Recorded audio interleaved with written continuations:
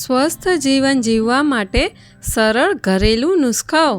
Number 1, હાથની હથેળી અને પગના તળિયામાં બળતરા થતી હોય તો ગાયના દેશી ઘીથી માલિશ કરવાથી તરત જ રાહત મળે છે. સાથે જ સારી ઊંઘ પણ આવે છે. નંબર 2, મધુમેહના દર્દીઓએ કમળ કાકડીનું સેવન જરૂર કરવું જોઈએ. તે બ્લડ શુગરનું સ્તર ઘટાડીને તેને નિયંત્રણમાં રાખવામાં ખૂબ અસરકારક માનવામાં આવે છે. નંબર 3, લીમડા વિશે કહેવામાં આવે છે કે એક લીમડો અને 100 હકીમ બરાબર છે. લીમડાની દાંતણ કરવાથી દાંત અને મસૂડા મજબૂત બને છે. દાંતમાં કીડો લાગતો નથી અને મોઢામાંથી દુર્ગંધ પણ આવતી નથી. નંબર 4, દરરોજ સવારે ખાલી પેટે 1 ગ્લાસ હુંફાળા પાણીમાં 1 ચમચી મધ ભેળવીને પીવાથી આયરનની ઉણપ દૂર થાય છે અને લોહીમાં હિમોગ્લોબિનનું પ્રમાણ વધે છે. નંબર 5, અડધો કપ મોસંબીનો રસ દરરોજ સવારે નાસ્તા સાથે પીવાથી હૃદય રોગમાં ઘણો આરામ મળે છે.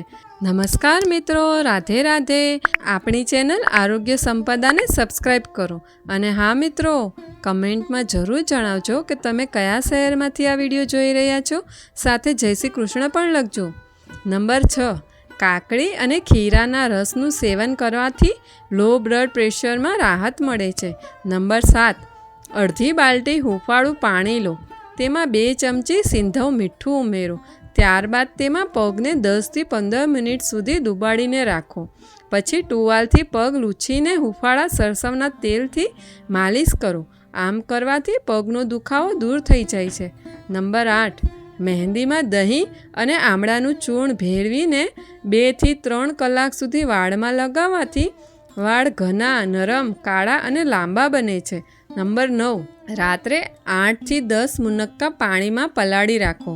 મુનક્કા એટલે દ્રાક્ષ, સૂકેલી દ્રાક્ષ આવે તે. સવારે તેના બીજ કાઢીને સારી રીતે ચાવીને ખાઓ. આ પ્રયોગથી શરીરમાં લોહી વધે છે અને લોહી શુદ્ધ પણ થાય છે. નંબર 10, દરરોજ રાતે સૂતા પહેલાં 4 અથવા 5 બદામ ખાવાથી સારી ઊંઘ આવે છે.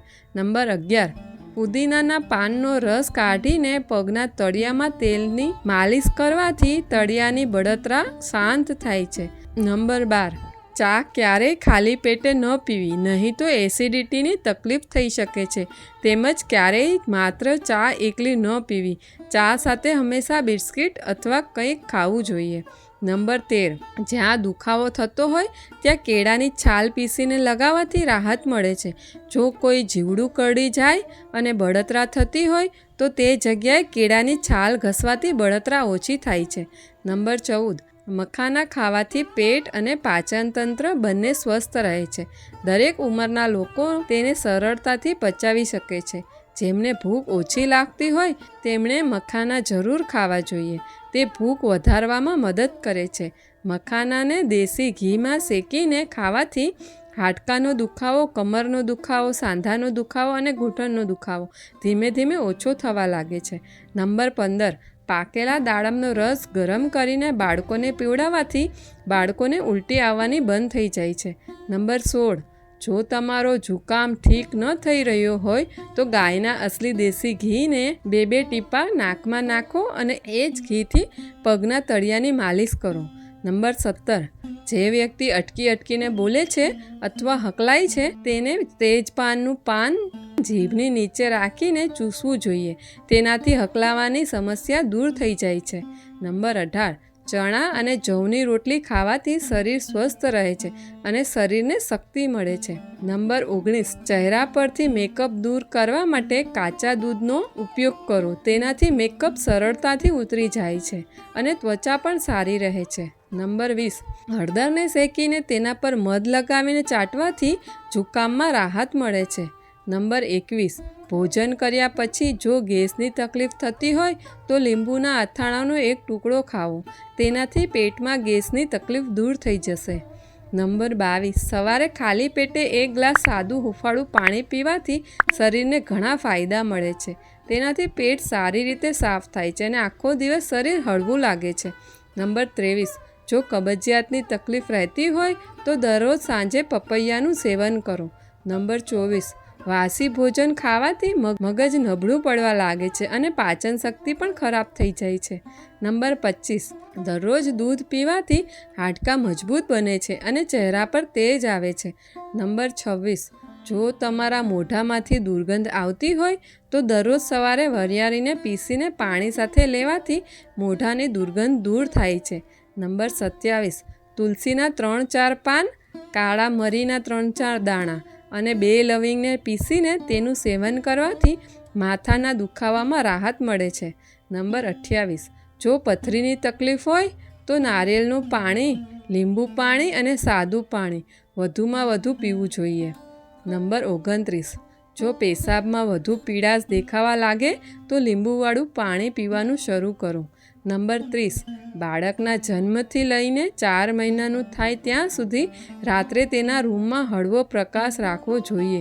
મોબાઈલ અને અન્ય ઇલેક્ટ્રોનિક્સ વસ્તુઓ બાળકોની નજીક ન રાખવી જોઈએ, કારણ કે તેમાંથી નીકળતી હાનિકારક કિરણો બાળકના સ્વાસ્થ્ય પર ખરાબ અસર કરી શકે છે. નંબર 31, જામફળ ખાવાથી સુસ્તી અને ડિપ્રેશનમાં ઘટાડો થાય છે. નંબર 32, જો તમારા કપડાં પર ચ્યુઇંગમ ચોંટી જાય તો પહેલાં સિરકાને ઉકાળો અને પછી તે ચ્યુઇંગમ પર રેડો. તેનાથી ચ્યુઇંગમ સરળતાથી સાફ થઈ જશે. નંબર 33, જો તમારી ત્વચા પર એલર્જી, દાદ, ખાજ અથવા ખંજવાળની સમસ્યા હોય તો લીમડાના પાનને પાણીમાં ઉકાળી તે પાણી થોડું હુંફાળું થાય પછી તે પાણીથી સ્નાન કરો. પહેલાં સામાન્ય પાણીથી સ્નાન કરો અને ત્યારબાદ લીમડાના પાનવાળા પાણીથી સ્નાન કરો. સ્નાન કર્યા પછી નારિયેળનું તેલ લગાવો. તેનાથી ઘણો ફાયદો મળે છે. ત્વચાની એલર્જી ધરાવતા લોકોએ ગરમી, માટી અને ધૂળથી બચવું જોઈએ. જો એલર્જીની તકલીફ છતાં પણ ઠીક ન થાય તો ડૉક્ટરને બતાવવું જોઈએ. નંબર 34, જો તમને માથાનો દુખાવો થતો હોય તો થોડા સમય માટે આંખો બંધ કરીને આરામ કરો. ત્યારબાદ ગરદન અને કાનની પાછળના ભાગે હળવા હાથે માલિશ કરો. નંબર 35, દિવસ દરમિયાન પૂરતું પાણી પીવું જોઈએ. તેનાથી આપણે બીમારીઓથી બચી શકીએ છીએ અને પાણી ત્વચા માટે તેજસ્વી રહે છે. નંબર 36, જો તમને દાંતમાં દુખાવો હોય તો લવિંગનું તેલ લઈને મસૂડા પર હળવા હાથે માલિશ કરો. તેનાથી દાંતના દુખાવામાં રાહત મળે છે. નંબર 37, જો તમે ભોજન કર્યા પછી પેટમાં ભારેપણું અનુભવતા હોવ તો ફુદીનાના પાનને પાણીમાં ઉકાળો. પછી તેને ઠંડુ કરીને ગાળી લો અને પી લો. તેનાથી પેટના ભારેપણામાં રાહત મળે છે. નંબર 38, જે મહિલાઓના ચહેરા પર કાળા ડાઘ અથવા પિમ્પલ્સની સમસ્યા હોય તેમણે દરરોજ ગોળનું સેવન કરવું જોઈએ. તેનાથી ચહેરાના ડાઘ ધબ્બા ઓછા થાય અને ચહેરા પર નિખાર આવે છે. નંબર 39, પાણી પીવાની પણ એક યોગ્ય રીત હોય છે. તમે ગમે તેવી સ્થિતિમાં અથવા ગમે તેવી રીતે પાણી પીવું યોગ્ય નથી. નિષ્ણાતોના જણાવ્યા મુજબ મોટાભાગના લોકો ઉતાવળમાં પાણી પીતા હોય છે. કેટલાક લોકો તો દોડતા દોડતા પણ પાણી પી લે છે. પરંતુ શું તમે જાણો છો કે આવી રીતે પાણી પીવાથી તમારી કિડનીને પણ નુકસાન થઈ શકે છે? કારણ કે આવી સ્થિતિમાં કિડની પાણીને યોગ્ય રીતે ફિલ્ટર કરી શકતી નથી, જેના કારણે કિડનીમાં સોજા જેવી સમસ્યા થઈ શકે છે. શરીરમાં પ્રવાહીનું સંતુલન બગડી જાય છે, જેના કારણે સાંધાના દુખાવા અને આર્થરાઇટિસ જેવી સમસ્યાઓ થઈ શકે છે. નંબર 40, જે લોકો પેશાબને રોકી રાખે છે તેમને લકવાની સમસ્યા થઈ શકે છે અને કિડનીના રોગોનું જોખમ પણ વધી શકે છે. તેનાથી ક્યારેય પણ પેશાબ રોકવો નહીં. નંબર 41, બેસતી વખતે ધ્યાન રાખો કે પગને ક્યારેય ક્રોસ કરીને ન બેસો. તેનાથી રક્ત પ્રવાહમાં અવરોધ ઊભો થાય છે, જેના કારણે પેટનો દુખાવો, કમરનો દુખાવો વગેરે થઈ શકે છે. નંબર 42, લીલી શાકભાજીનું નિયમિત સેવન કરવાથી ડિપ્રેશનનું જોખમ ઘટે છે. સાથે જ રોગપ્રતિકારક શક્તિ પણ મજબૂત રહે છે. નંબર 43, જો તમે મોટાપાથી પરેશાન હોવ તો દરરોજ 1 ચમચી અળસીનું સેવન જરૂર કરો. તેનાથી વજન ઘટવામાં મદદ મળે છે. મિત્રો, આ વિડીયોમાં જણાવવામાં આવેલ માહિતી સામાન્ય જાણકારી માટે છે. જો તમે કોઈ પણ પ્રકારની બીમારીથી પીડાતા હોવ તો કોઈ પણ નિયમ અપનાવતા પહેલાં ડૉક્ટરની સલાહ જરૂર લો. મિત્રો, જો તમને અમારો વિડીયો પસંદ આવ્યો હોય તો તેને લાઈક કરો અને શેર કરો, અને જો તમે અમારી ચેનલ પર નવા હોવ તો ચેનલને સબસ્ક્રાઈબ કરો. વિડીયો અંત સુધી જોવા બદલ તમારો ખૂબ ખૂબ આભાર. રાધે રાધે.